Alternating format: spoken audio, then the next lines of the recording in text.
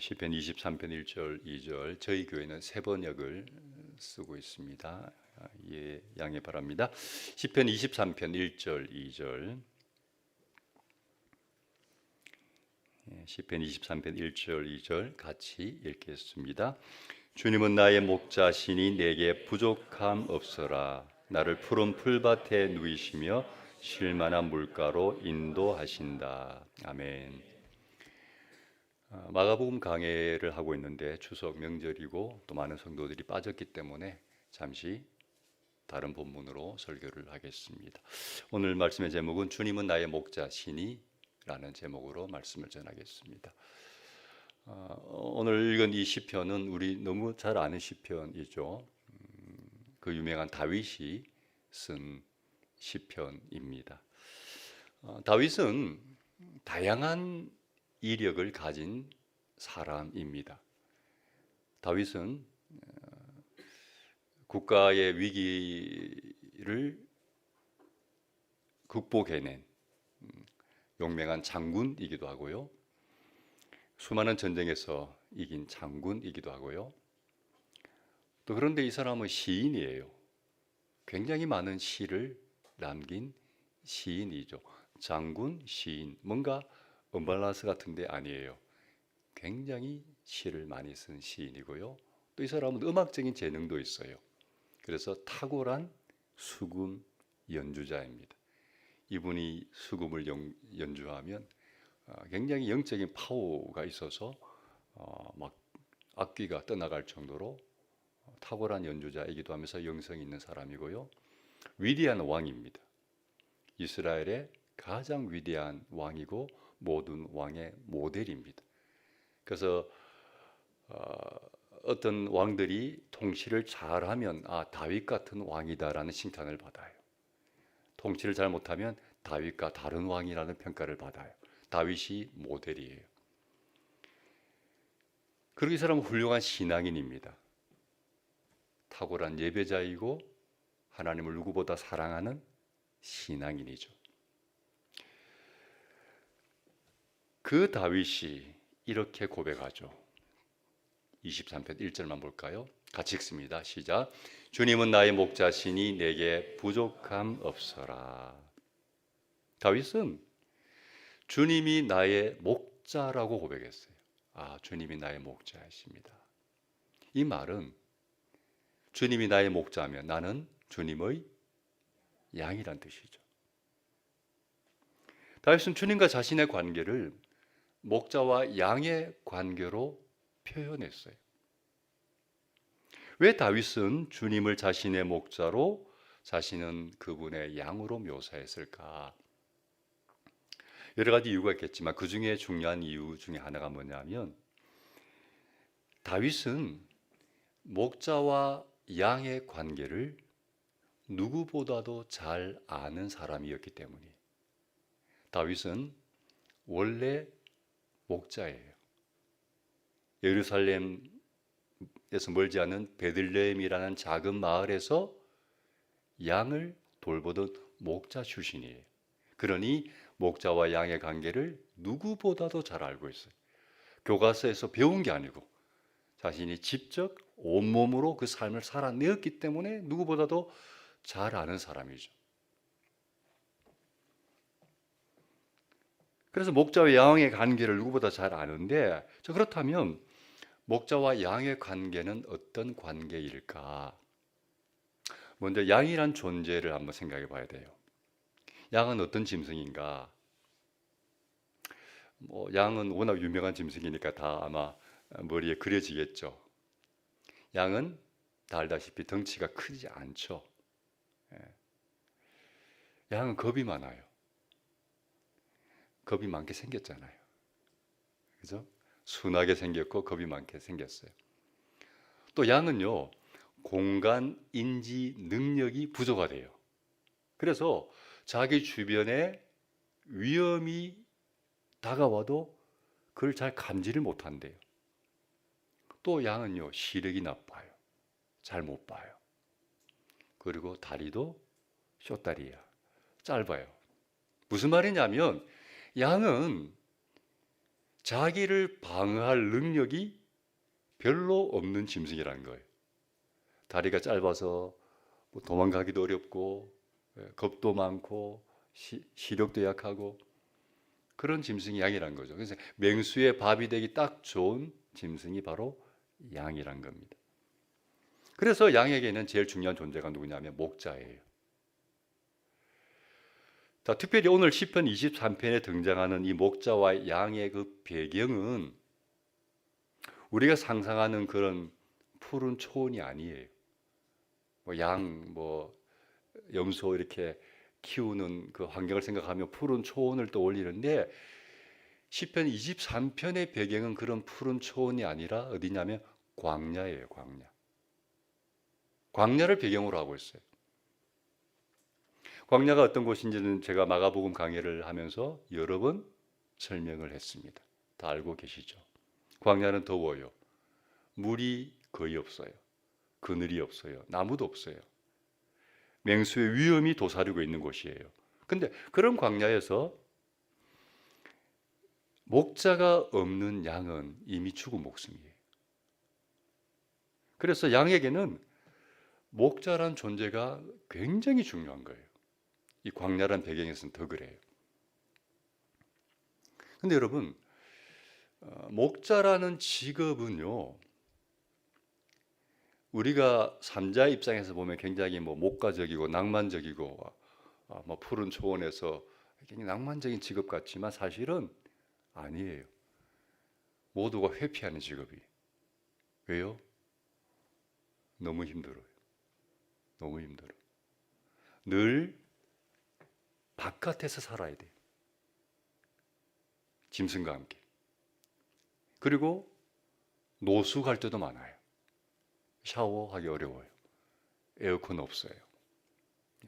단열된 상태에서 홀로 늘 지내야 하고 외롭고 불편하고 힘든 게 목자란 직업이죠. 또 그 양들을 이끌고 늘 긴장해야 되고 그 양들을 때로는 먹일 수 있는 풀을 찾아야 되고 먹일 수 있는 물을 찾아다녀야 되고 그리고 맹수가 등장하면 또 위험을 무릅쓰고 맹수 그와 양을 지켜내야 되고 굉장히 고단한 직업이에요.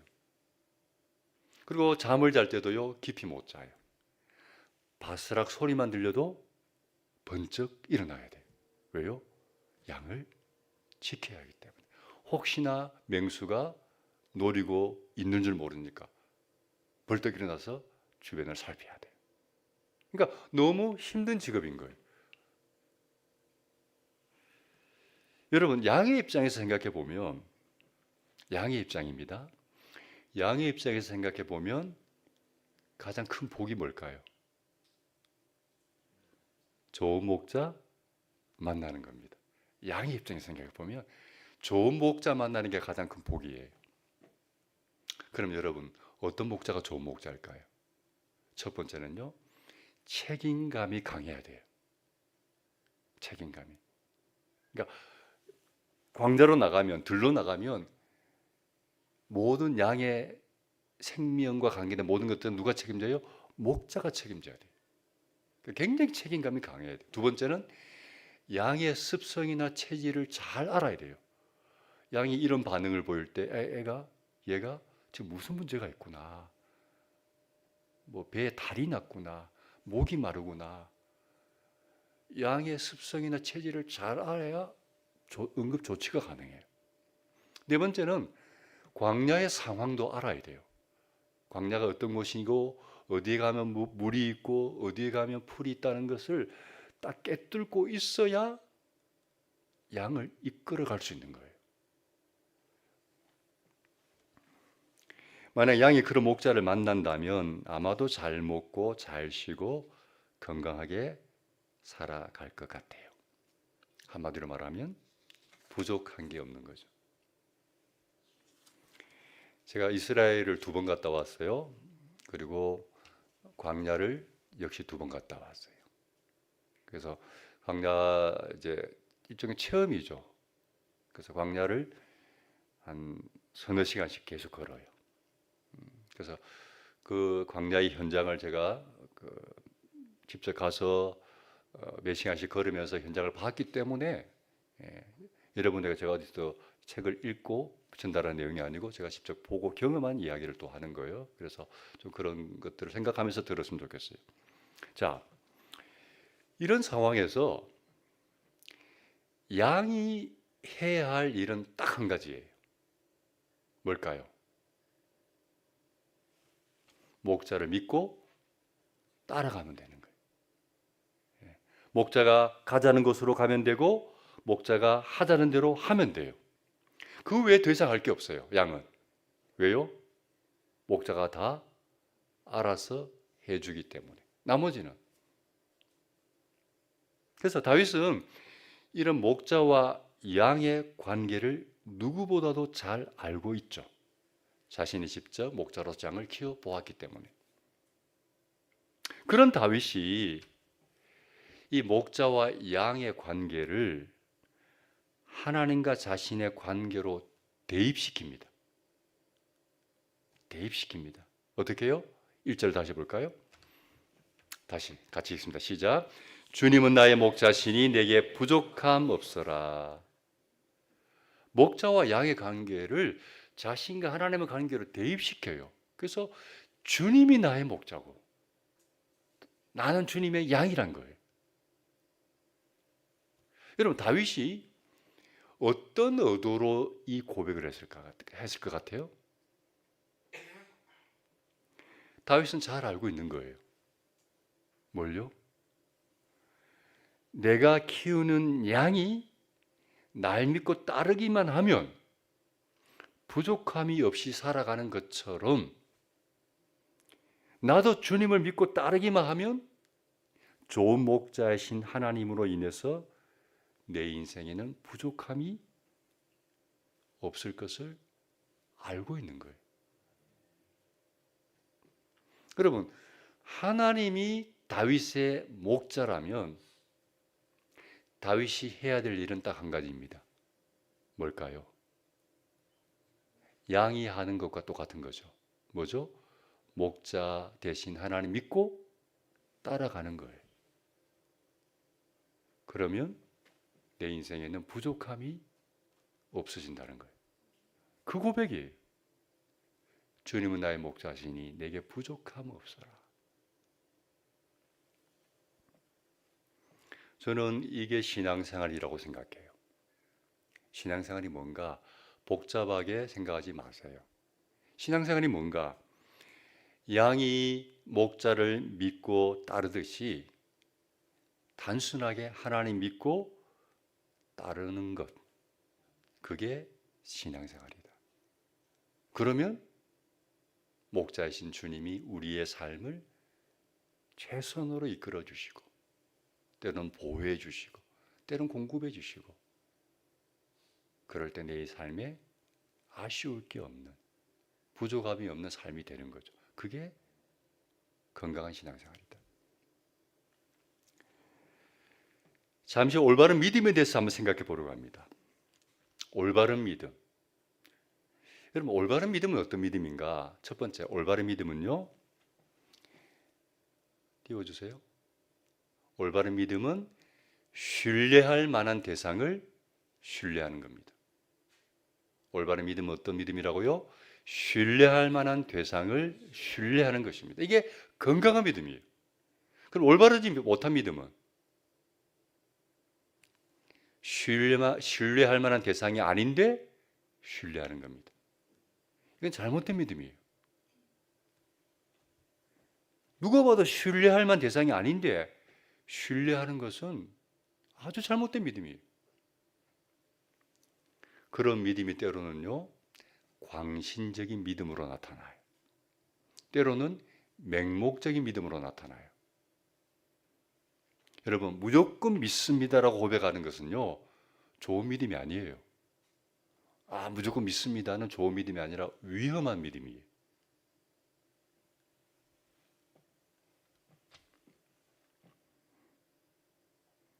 왜냐? 믿음이란 것은요, 신뢰할 만한 근거가 있어야 돼요. 신뢰할 만한 대상을 신뢰하는 게 바로 믿음인데 무조건 믿는다는 것은요, 위험한 믿음이에요. 다시 정리합니다. 올바른 믿음은 신뢰할 만한 대상을 신뢰하는 것이에요. 자, 그렇다면 우리가 믿는 주님은 과연 신뢰할 만한 대상입니까? 무조건 아멘 하면 안 돼요. 양이 목자를 믿고 따르는 것처럼 주님은 우리가 믿고 따를 만한, 나아가 우리 인생을 한번 맡겨볼 만한 그런 믿을 만한 분이신가? 당연히 저는 그런 분이라고 말씀드리고 싶어요. 근데 왜 주님이 신뢰할 만한 분인가? 근거를 한번 보자는 거죠. 요한복음 10장을 통해서 몇 가지 근거를 생각해 보겠습니다. 첫 번째 11절 같이 읽겠습니다. 나는 선한 목자이다. 선한 목자는 양들을 위하여 자기 목숨을 버린다. 주님이 직접 하신 말씀이에요. 주님은 말씀하기를 나는 선한 목자다. 다시 말하면 나는 좋은 목자다 라고 말씀하십니다. 무슨 근거로?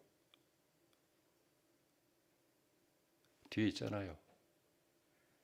당신 자신은 양들을 위하여 목숨을 버리는 목자이기 때문에. 목자는 맹수들에게서 양을 지키기 위해서 자기 목숨을 건다라고 이미 말씀을 드렸죠. 실제로 그래요. 고대 사회에서 특별히 목축을 하는 사회에서는요, 양이나 짐승이 그냥 짐승이 아니에요.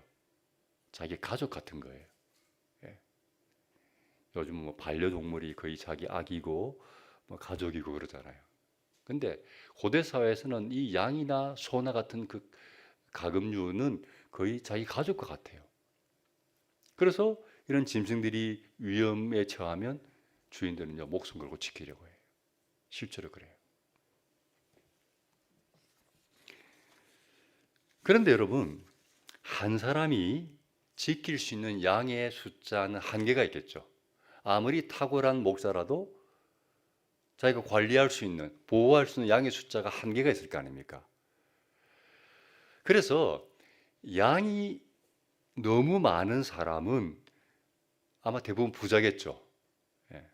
그런데 그런 사람들은 자신이 양을 지키는 게 아니라 돈을 주고 목자를 고용합니다. 그러니까 싹을 주고 목자를 고용합니다. 그런 목자를 성경에서 뭐라 그러죠? 싹꾼 목자라고 그러죠. 우리 어감이 안 좋잖아요. 싹꾼 목자는 뭔가 나쁜 인간들 같잖아요. 근데 원래 의미는 그런 의미가 아닙니다. 싹, 임금을 받고 돈을 받고 그 일을 하는 사람들이에요. 직장인들처럼. 돈을 받고 목자 일을 하는 사람이 싹꾼 목자입니다. 근데 이렇게 고용된 싹꾼 목자들은 사실은 주인처럼 일하지 않아요. 특별히 맹수가 양을 잡아 먹으려고 하면 주인은 목숨 걸고 지키려고 하지만 싹꾼 목자는 그러지 않는다는 거예요. 왜요? 자기 양이 아니잖아요. 돈 받고 관리만 하면 되잖아요.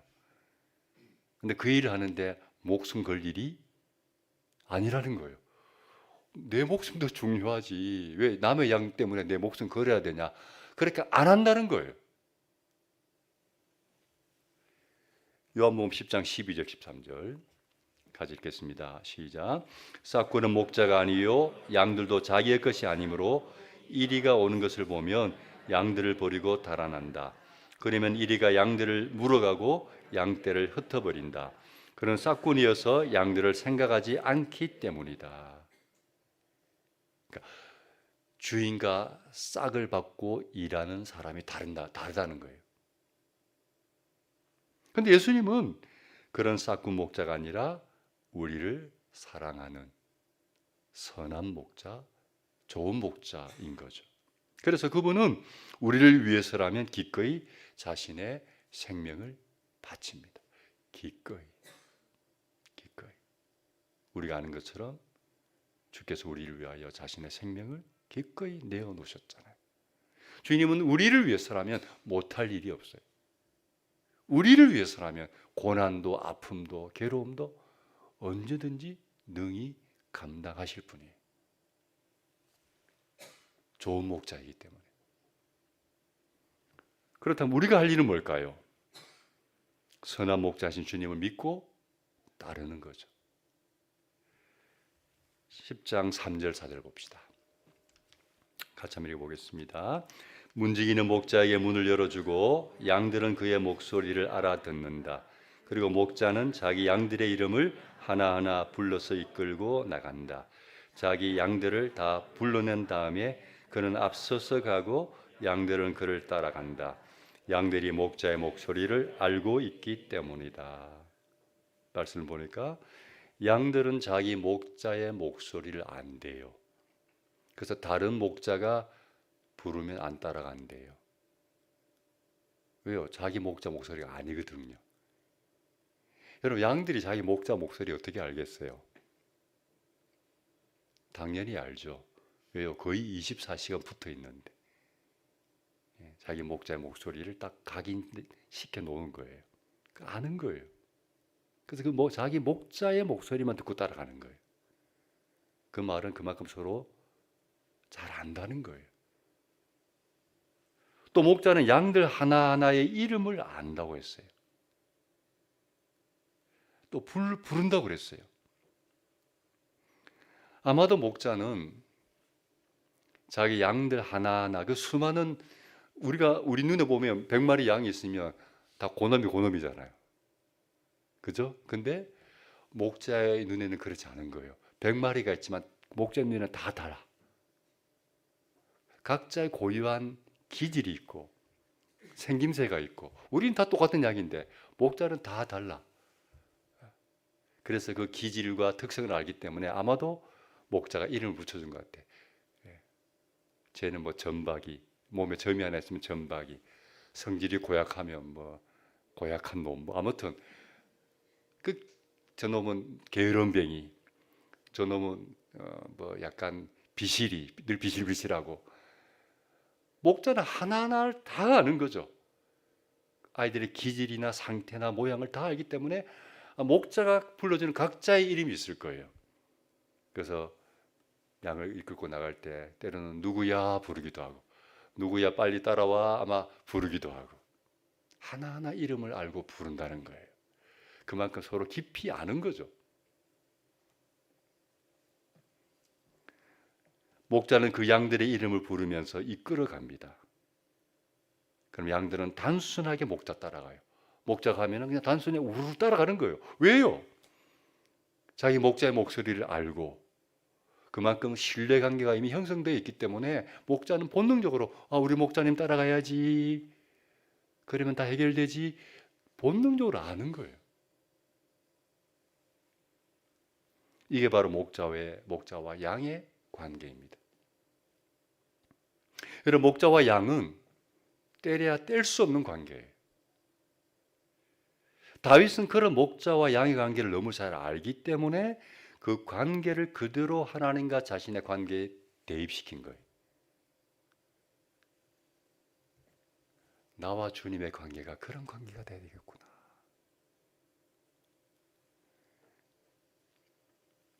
주님을 나의 목자로 내가 믿고 의지할 때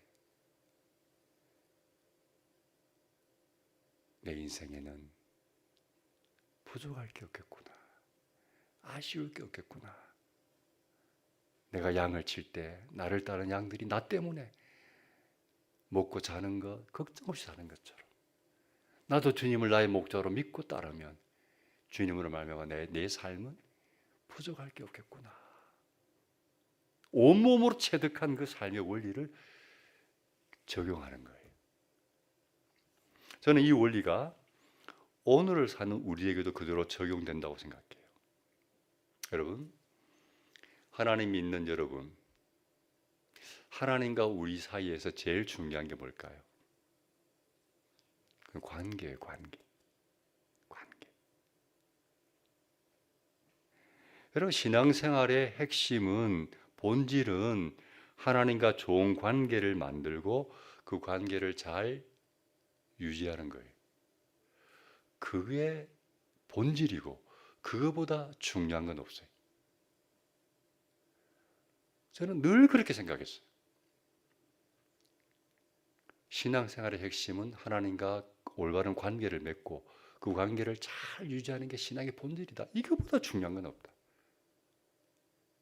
다른 것은 부차적인 거예요. 여러분, 왜 우리가 하나님과 좋은 관계를 가져야 할까요?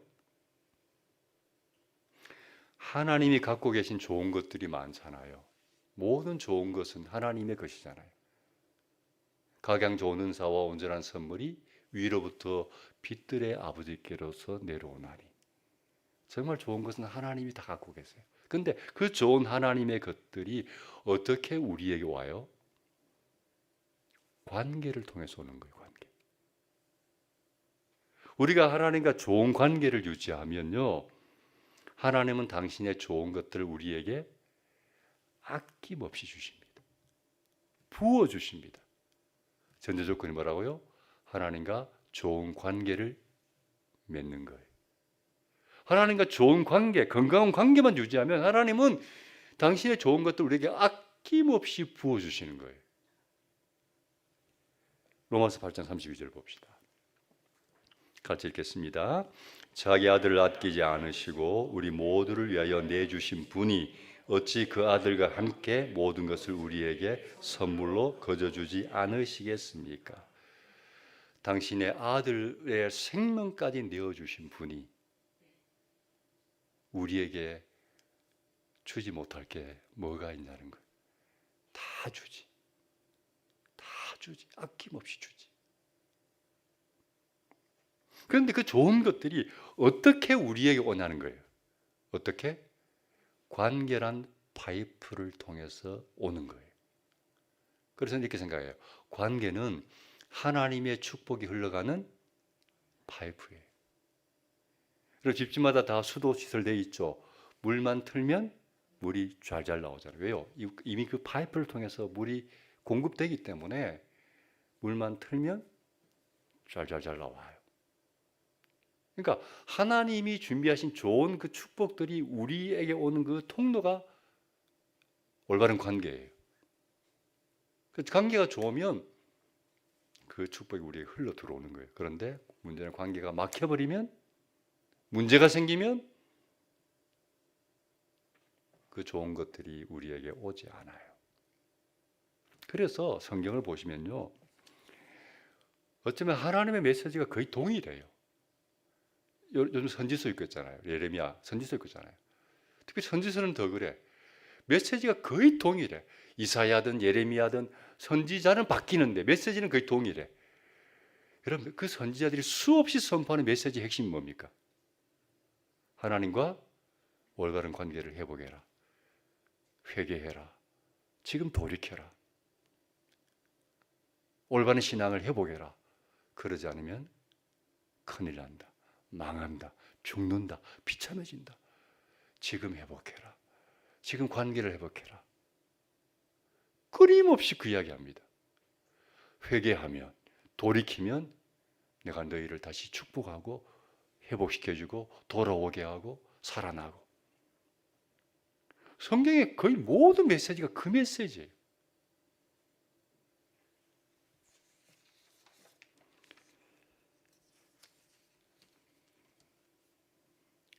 신앙생활에서 제일 중요한 것은 뭔가? 하나님과 올바른 관계를 맺는 거예요. 우리는 하나님과 좋은 관계를 만드는 것에 가장 큰 관심을 가지고 거기에 내 노력을 쏟아 부어야 돼요. 관계가 무너지면 다 무너진다. 근데 여러분, 좋은 관계는 어떻게 만들어지죠? 여러분이 맺고 있는 좋은 관계들이 있을 거 아니에요. 여러분이 맺고 있는 좋은 관계들을 떠올려 보면 어떻게 하면 좋은 관계를 맺을 수 있는지 금방 이해될 거예요. 좋은 관계는 대부분 서로를 잘 알죠. 그죠? 만나면 좋고 친하고 부담이 없고 신뢰가 되고 그런 관계죠. 보고 싶고 또 보고 싶고 만나면 기쁘고 서로 잘 알고 눈빛만 봐도 알고 깊은 신뢰가 있기 때문에 뭐 돈 빌려달라고 해도 빌려줄 수 있고. 근데 여러분, 중요한 것은 그런 관계는 절대 저절로 만들어지지 않는다는 거예요. 특별히 짧은 시간에 만들어지지 않아요. 오랜 시간 서로 만나고 대화하고 교제하고 그런 시간을 가지다 보니까 자연스럽게 서로를 깊이 알게 되죠. 알면서 신뢰감이 생기죠. 친밀해지죠. 그 좋죠. 누적된, 축적된 뭔가가 있는 거예요. 이런 모든 좋은 관계의 원리는 동일해요. 좋은 관계, 부부 관계, 좋은 부부 관계만 생각하세요. 예.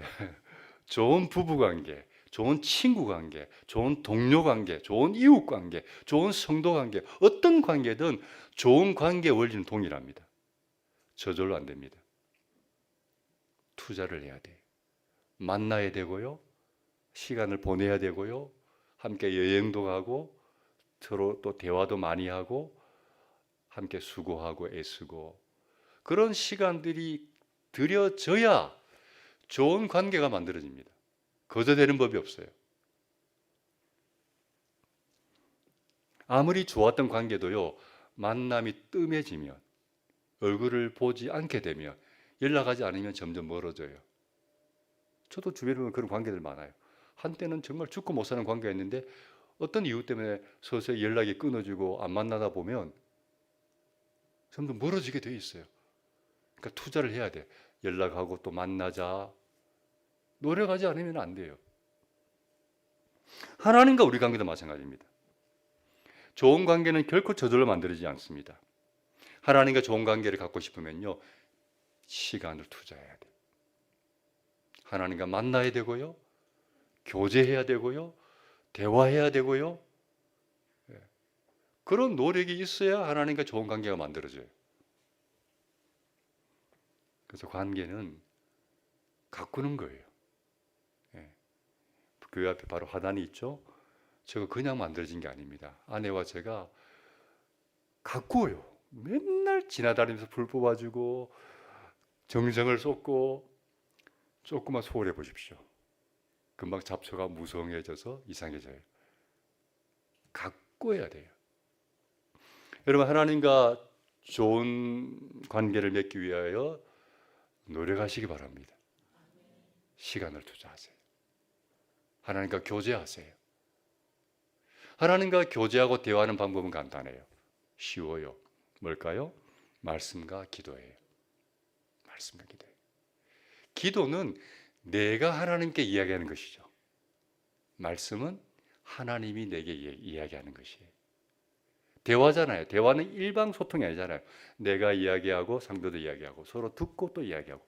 대화가 되면 서로 알아가고 깊어지는데 한쪽만 계속 말하면 피곤하잖아요. 대화, 나도 말하고 당신도 말하고 듣고 또 말하고 그러면서 서로 알아가고 교감이 되고 그러면 친해지고 깊어지고. 하나님과 우리도 마찬가지입니다. 대화가 필요해요. 대화가. 기도는 내가 하나님 앞에 이야기하는 것이고 말씀은 하나님이 내게 이야기하는 거예요. 우리는 기도로 하나님께 이야기하면 하나님은 말씀을 통해서 거의 대부분 우리에게 이야기하세요. 주고받고. 그래서 결국 좋은 관계가 되는 거죠.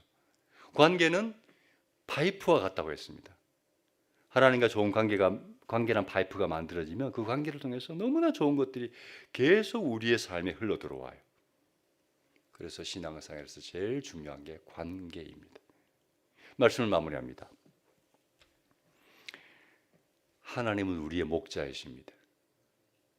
우리는 그분의 양입니다. 우리가 하나님과 좋은 관계를 맺으면 부족한 게 없어집니다. 왜요? 하나님과 좋은 관계를 맺는다는 이야기는 내가 하나님을 소유하는 거예요. 주님이 내 안에, 내가 주님 안에. 그러니까 하나님과 좋은 관계를 맺는다는 의미는 주님을 내가 가지는 거예요. 나도 주님의 것이 되고. 주님을 가지면 주님 안에 다 있어요. 근데 우리는 부스러기를 구해요. 거기에 관심이 있어요. 이거 해결해 주시고 저거 해결해 주시고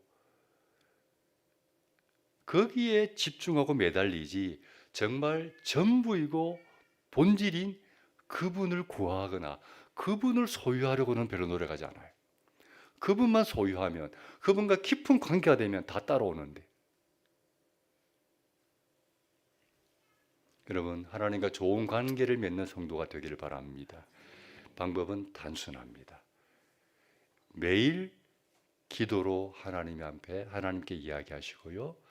매일 말씀을 묵상함으로 하나님의 이야기를 듣는 거예요. 여러분의 하루의 삶에서 이것보다 중요한 게 없어요. 명절이죠. 바쁘죠. 그래도 이거 해야 돼요. 목사님 아침부터 전구 해야 돼요.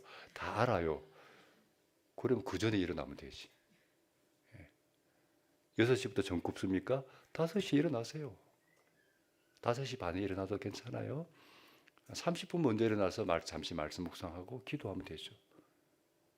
그러니까 하루에 내 삶에서 이거보다 중요한 것은 없다. 기도와 말씀은 생명줄이다. 아무리 바빠도 포기하면 안 된다.